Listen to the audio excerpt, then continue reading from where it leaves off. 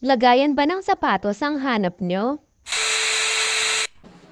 Dumating na nga yung lagayan ng sapatos na in-order ko sa online.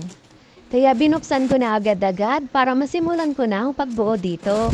Sakto lang naman ang kanyang laki pero medyo may kabigatan.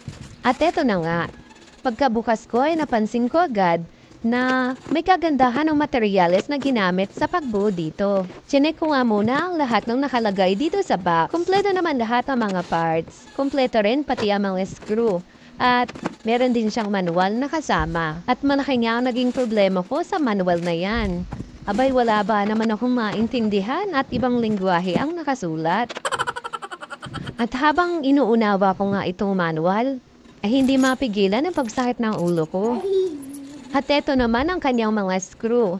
May kasama na rin nga pala ito na Allen wrench na gagamitin mo sa ating pagbubuo. At dahil hindi ko nga maintindihan ang mga nakasulat dyan sa manual, ay sinimulan ko na lang na manghula kung ano ba talagang uunahin ko. At sa una talaga ay nakakalito. Nakailang baklas kabit nga din ang nagawa ko. At habang binubuo ko nga rin ito, ay talaga namang sinamahan ko ng napakahabang pasensya at pagtitiyaga. At makalipas nga ang oras ng pagtitiyaga, tada! Eto na, nabuo ko na siya. At sa puntong ito nga ay hinihigpitan ko na lang ang lahat ng mga screw para masigurado ko rin kung matibay talaga ang pagkabuo ko dito.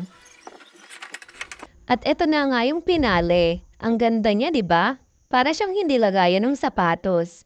Dito ko nga ito pinwesto sa loob ng sala namin dahil parang mas maganda siya tingnan. At ganito naman siya kapag iyong bubuksan.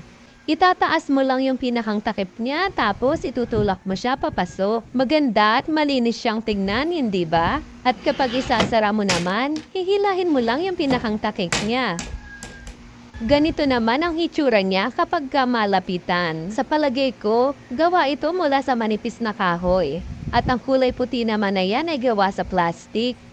Hindi nakakapanghinayang ang pagbili ko dito dahil maganda naman talaga ang quality niya. At yun lang po ang kwento ng lagayan ng sapatos.